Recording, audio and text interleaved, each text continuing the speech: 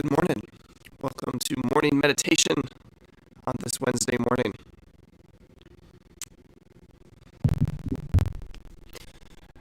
Today, as we kind of continue our journey through John's Gospel, Father Joe talked about how yesterday, we're in John chapter 5, yesterday the story kind of just ends. It doesn't have as he kind of said, a conversion ending or even a happy ending in a way. It just kind of ends. And as we look at John chapter 5, it's verses 17 to 30 today, we really see it's almost like jumping into like a two-parter on like a TV show, like on a season finale or something like that. If you tune in to the second half, that second episode, you can be kind of thrown out and confused, like, whoa, wait, what's going on? And it starts right in the middle of the action, and it's with Jesus saying, Jesus answered the Jews, "My Father is at work until now, so I am at work." For this reason, they all tried more to kill him, because he not only broke the Sabbath, but he also called God his own Father, making himself equal to God. Right? So right away, right at the beginning of this reading today, for this reason, they tried all the more to kill him. And it can throw us off a bit if we're not following along day by day with the Gospels, of course, as we are kind of traveling through John this Lent. We can get a little confused. Wait, what's going on in the story? Who's saying what? What happened? There was some healing on the Sabbath, making God equal to himself. All this happening. But even if we go back, right? If you tuned in yesterday, you heard the entirety of the Gospel from Father Joe. But if you didn't, if we go back to our modern ears, we can still maybe struggle to fully grasp why everything that's happening is happening to Jesus. Jesus, a famous story of Jesus healing a man who's been ill for 38 years, right? That almost 40 years that Father Joe talked about yesterday. Almost 40 years. But the only thing that happens, right, the response of everyone, John refers to them as the Jews, using almost a prophetic language of, just as the prophet Isaiah might use Zion, but just like Matthew or the other synoptic gospels would have said, really the authorities, right, the scribes and the Pharisees. They hear of this healing, they find this man who's not doing what he's supposed to be doing here at the pool, and they ask, what's going on, and then who healed you? It's the Sabbath. And we get this drama as Jesus has slipped into the crowd, and they're looking for Jesus, trying to find out who was this man who broke the Sabbath and healed this man.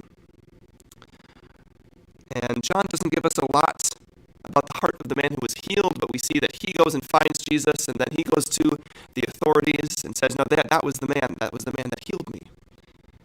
And there, it says, the man went and told the Jews that Jesus was the one who had made him well. And therefore the Jews, the scribes, and the authorities began to persecute Jesus because he did this on the Sabbath. Right, that's how we ended our gospel yesterday. Because he did this on a Sabbath.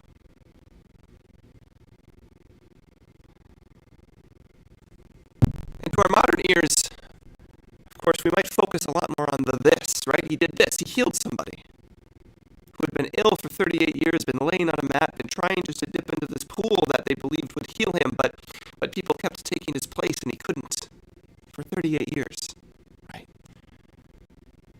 And Jesus comes in, and he eases this man's suffering, and the only thing we focus on is the logistics of how this happened.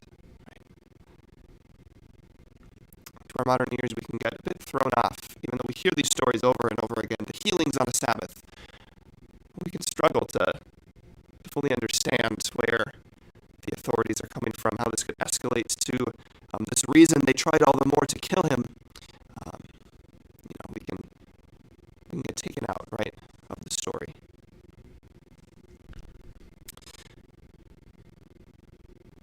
What we find today, our first reading, of course, typically connected to the gospel reading, but our first reading from Isaiah serves as almost a great intermission between the story, right? Yesterday's story that ends with they began to try to kill him because he did this on a Sabbath.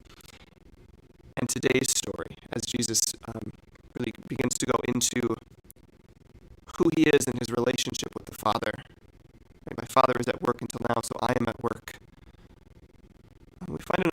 this great kind of transition point to help us enter in a little deeper into what is going on in the hearts of everyone in the story that's unfolding in our Gospels.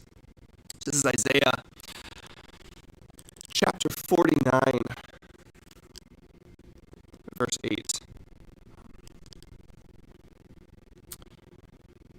Thus says the Lord,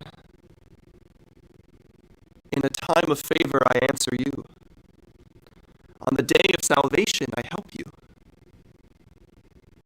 I form you and set you as a covenant for the people, to restore the land and allot the devastated heritages, to say to the prisoner, come out.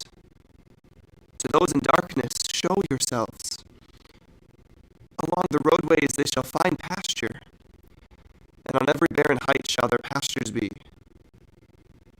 They shall not hunger or thirst, nor shall scorching wind or sun strike them, for he who pities them leads them, and guides them beside springs of water. I will turn all my mountains into roadway, and make my highways level. See, these shall come from afar, some from the north and the west, others from the land of Cyrene. Sing out, heavens, and rejoice, earth. Break forth into song, you mountains, for the Lord comforts his people and shows mercy to his afflicted. But Zion said, the Lord has forsaken me. My Lord has forgotten me.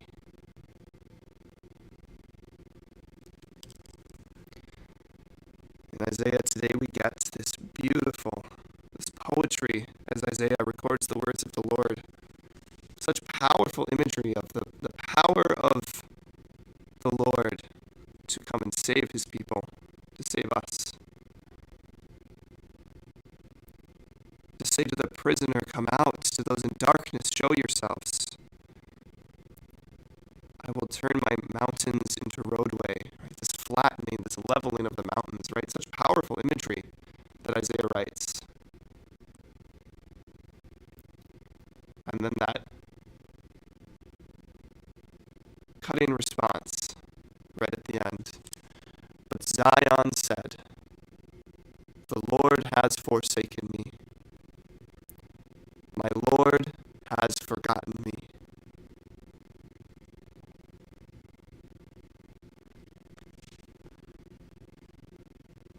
That is the answer, right? That's the response. That's what Isaiah says that the people of Israel are responding to these great works of the Lord, right? These great acts of salvation. You know, if you would just trust in the Lord, but no, Zion feels forsaken and forgotten.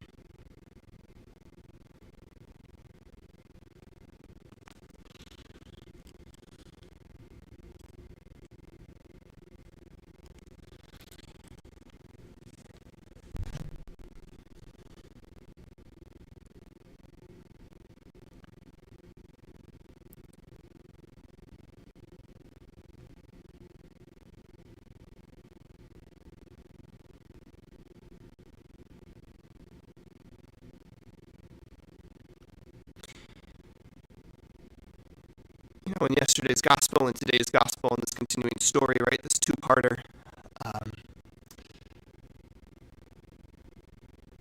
again, we see these great works of the Lord coming to fruition, right, in real, tangible miracles, right, a real change from a man 38 years ill, healed.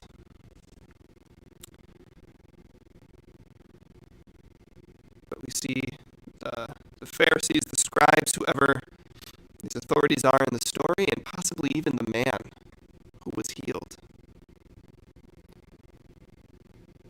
not able to bring themselves to fully accept the healing power of God. Here, because it wasn't done in the way that they expected it to be done. It wasn't done their way. And that, you know, in the story is really what seems to done on the Sabbath. This wasn't done my way, the way that I understand. So you can say all the things, right? Those words of Isaiah, all these things can be true and all these beautiful works of God can happen, but if it's not done my way, well, then it can't be right. That's what we see today. And when we look at the gospel today and yesterday in that lens, it wasn't done my way. This can't be right. The fixation with healing on the Sabbath, we can begin today in our modern lens to better understand where they're coming from.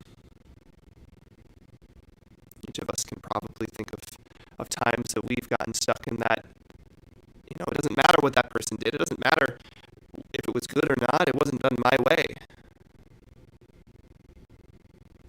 Same way with us, where I was trying my best. I did what I thought was right, but because it wasn't done that person's way, right, it became an issue. Right? We can all identify, I think, probably on both sides of that story. Not done our way.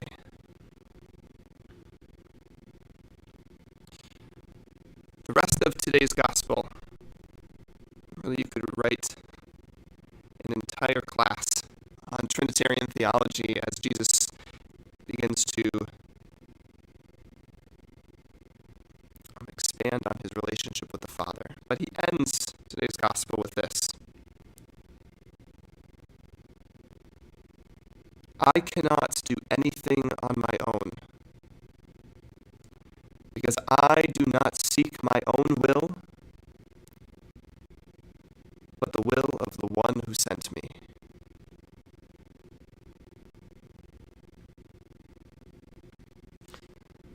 Last week, we talked a little bit about on Wednesday that phrase, what would Jesus do? And kind of turning that phrase on its end, right? What is Jesus doing right now in our lives? Instead of what would Jesus do? And here we see kind of another response to say, to look at that phrase differently. Right? What would Jesus do? I cannot do anything on my own, because I do not seek my own will, but the will of the one who sent me.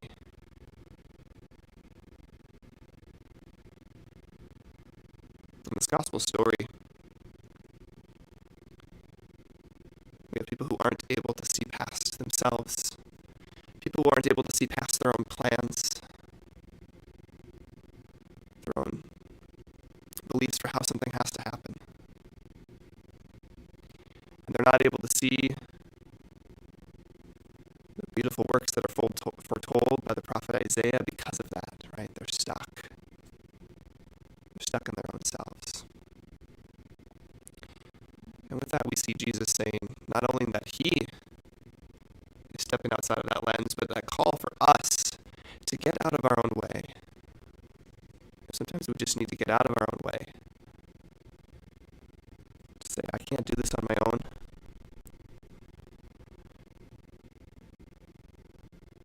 And I'll be okay to step out of every little thing needing to work according to my own plan.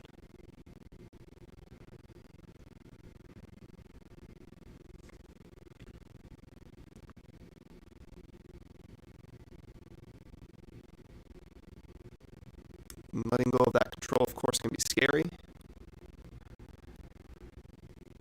We cannot be sure that things are going to go correctly, of course. As we can tell ourselves, of course, our way.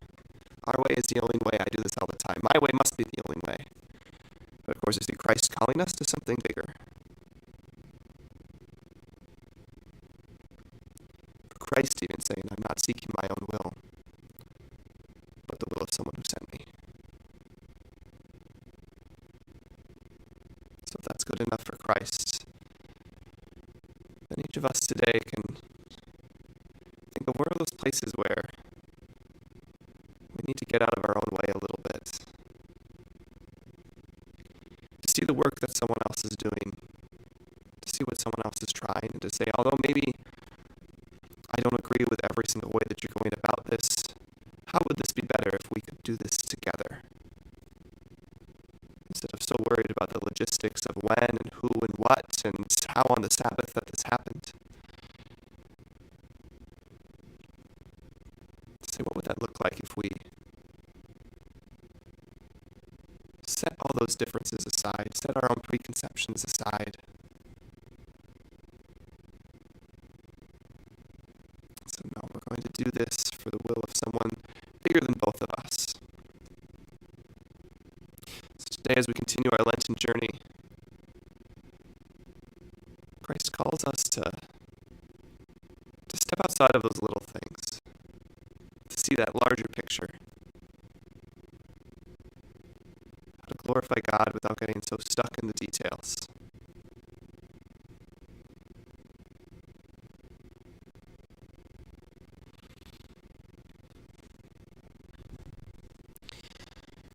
Thank you for joining us as we reflect today on our two-parter, Gospel of John, chapter 5. We do this every morning, Tuesday through Friday at 9 o'clock. So we hope to see you tomorrow at 9. We stream on Facebook and on YouTube. So thank you for joining us. We continue to pray for you on your Lenten journey. I ask that you pray for us here.